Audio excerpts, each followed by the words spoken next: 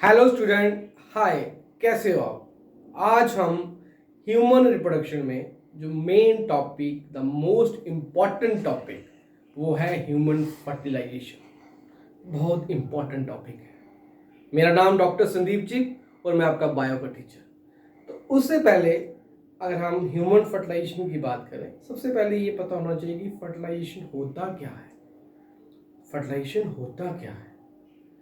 जब female gamete और male gamete का फ्यूजन होता है या मिलन होता है, वो एक सिंपल डेफिनेशन में हम उसको फर्टिलाइजेशन बोलते हैं। पीछे डायग्राम है आपके सामने और हमने पूरा डिस्कस इस पे करना है कि फर्टिलाइजेशन इस लेक्चर में, इस वीडियो में आज हम थोड़ा आधा ही फर्टिलाइजेशन पढ़ेंगे, पार्ट 1, और नेक्स्ट वीडियो में हम पार्ट 2 पढ़ेंगे।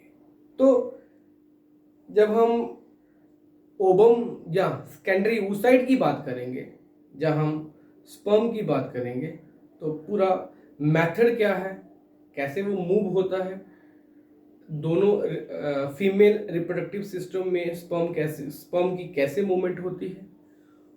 स्पर्म की मूवमेंट बड़ा इंपॉर्टेंट है, मगर स्पर्म की मूवमेंट से भी पहले एक मूवमेंट होती है, वो होती है सेकेंडरी oocyte की। ओवुलेशन हुआ, साइकिल के मिड में ओवुलेशन हुआ और यहाँ पे सेकेंडरी oocyte आए। थोड़ा सा मैं आपको थोड़ा सा इसके पीछे जाना चाहता हूँ। एनाटॉमी के तौर पे ये थोड़ा पार्ट बता देता हूँ। ये फैलोपियन ट्यूब है और फैलोपियन ट्यूब के 3 पार्ट होते हैं। पहला जो पार्ट है वो है इनफंडिबुलम और इसके साथ है फिम्ब्रे। सेकंड जो पार्ट है वो है डायलेटेड पार्ट, एम्फुला, और जो थर्ड पार्ट है वो है इस्थमस। ये फैलोपियन ट्यूब के पार्ट है। यूट्रस की पार्ट की हम बात करें, यहाँ पे इम्प्लांटेशन होता है, जो नेक्स्ट टॉपिक नेक्स्ट लेक्चर में आने वाला है। सबसे ऊपर है यूट्राइन फंडस, ये डोम शेप होता है। दूसरा है बॉडी, या इसको हम कॉर्पस भी बोलते हैं, कॉर्पस भी बोलते हैं, और जो बीच में है वो है कैविटी। तीसरा जो पार्ट होता है सर्विक्स। ये 3 पार्ट है यूट्रस के, आपने याद रखने हैं। फिर साथ में है वजाइना। क्लियर? अब इस एक शब्द आता है, एक वर्ड आता है इंसेमिनेशन। वो होता है कि ड्यूरिंग कॉपुलेशन उस समय क्या होता है कि deposition of semen into the female reproductive tract, तो उसको हम बोलते हैं इंसेमिनेशन। ये वर्ड भी याद रखना।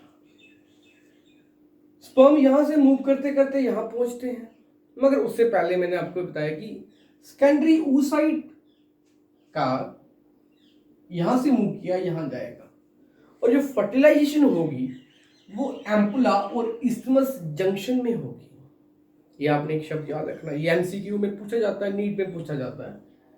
मगर अगर हम यहां भी बात करें, यहां से और यहां ओवम कैसे पहुंचा, मीन सेकेंडरी oocyte कैसे पहुंचा। सेकेंडरी oocyte इमोटाइल होता है, स्पर्म मोटाइल होता है, और मोटिलिटी वाला ही तो मूव करेगा। जो इमोबाइल होता है वो तो मूव नहीं करेगा। बट क्वेश्चन ये है कि ये ओवरी से यहां तक पहुंचा कैसे, इतना सफर कैसे तय किया इसने। अब मैं बताने जा रहा हूं, जरा ध्यान से सुनना।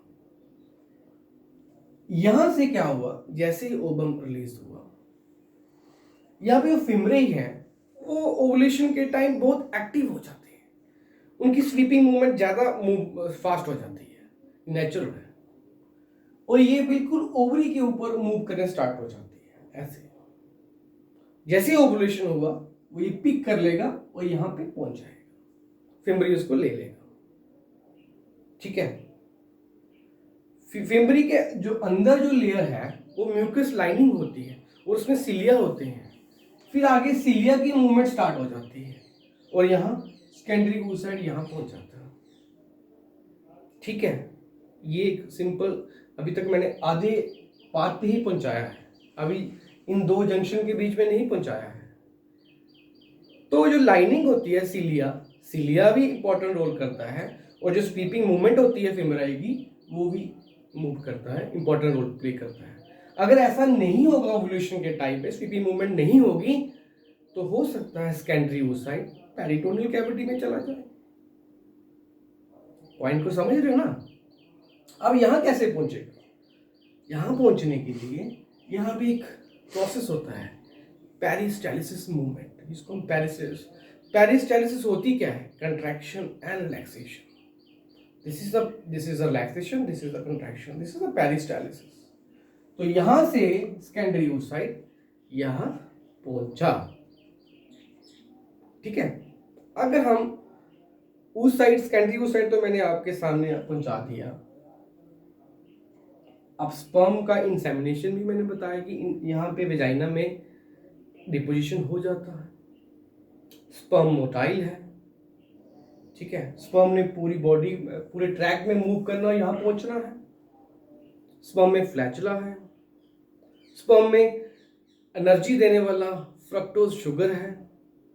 अब एक इंडिविजुअल एक टाइम पे, इजैकुलेशन टाइम पे, कितने स्पर्म या कितना सीमन वो डिपॉजिट करता है? क्वेश्चन। एक टाइम पे वो 3 to 5 ml semen, 3 to 5 ml semen deposit करता है वेजाइना में, ठीक है। और 1 ml में कितने स्पर्म होते हैं? 80 to 1 लाख स्पर्म होते हैं, या 120 स्पर्म्स होते हैं, 120 लाख स्पर्म्स होते हैं, ठीक है।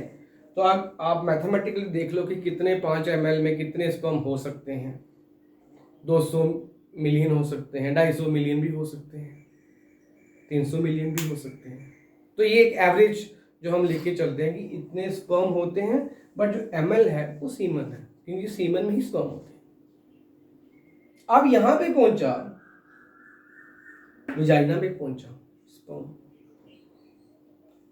ये वेजाइना जो एरिया है ये एसिडिक मीडियम होता है, और इस एसिडिक मीडियम में जो सेमन है, जो स्पर्म है, उसके लिए खतरे की घंटी है यहाँ पे। मीन एसिडिक मीडियम में वो ज्यादातर सर्वाइव नहीं कर सकता है।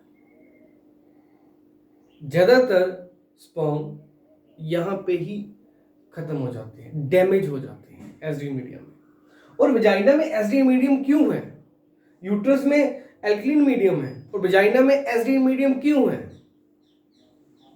इसलिए है ताकि कोई पैथोजन, कोई माइक्रोब्स एंटर ना कर सके फीमेल रिप्रोडक्टिव ट्रैक्ट। ये एक नेचुरली लैक्टोबैसिलस बैक्टीरिया है, उसकी वजह से, उसके कारण से ये वेजाइना एसिडिक मीडियम होता है। यहां तक तो मैंने बता दिया आपका टॉपिक। और इसमें स्पर्म का मूवमेंट आगे सर्विक्स में कैसे होगा, यूट्रस में कैसे होगा, और फैलोपियन ट्यूब में कैसे जाएगा, और जब स्पर्म और ओवम और सेकेंडरी oocyte का मिलन होगा उस समय कौन से रिएक्शन होंगे, वो इंपॉर्टेंट है। और एक चीज और सुन लीजिए आप, एक प्रोसेस होता है कैपेसिटेशन, जो मैं नेक्स्ट लेक्चर, नेक्स्ट वीडियो में बताऊंगा, आज नहीं बताऊंगा, क्योंकि बड़ा इंपॉर्टेंट टॉपिक है वो भी इसी पार्ट का। ऐसे जो मिनिमम सिस्टम होता है 30 सेंटीमीटर की, अगर हम ये ट्रैक माने, तो स्पर्म जो होता है वो, उसको कैपेसिटेट होने के लिए 6 to 7 और चाहिए, तभी वो फर्टिलाइज कर सकेगा सेकेंडरी oocyte को। और जो स्पर्म 5 मिनट में, सबसे जो अर्ली स्पर्म पहुंचता है वो 5 मिनट में पहुंच जाता है, और जो स्पर्म 5 मिनट में या 1.5-2 घंटे में पहुंच जाता है, वो कभी भी सेकेंडरी oocyte को फर्टिलाइज नहीं कर सकता। ये एक डॉक्टर्स का मेथड भी और साइंटिस्ट का मेथड भी है। क्यों?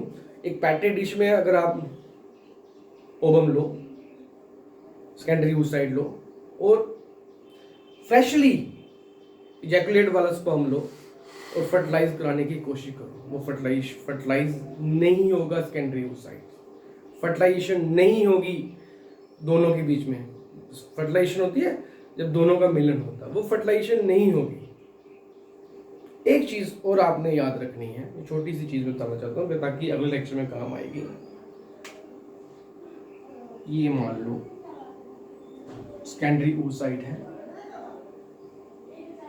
और ये एक लेयर और है,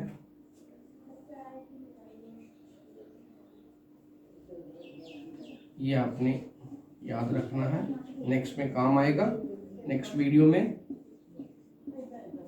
ये कोरोना रेडिएटा है, ये जोना पैलिसुडा है और ये ऊलेमा है।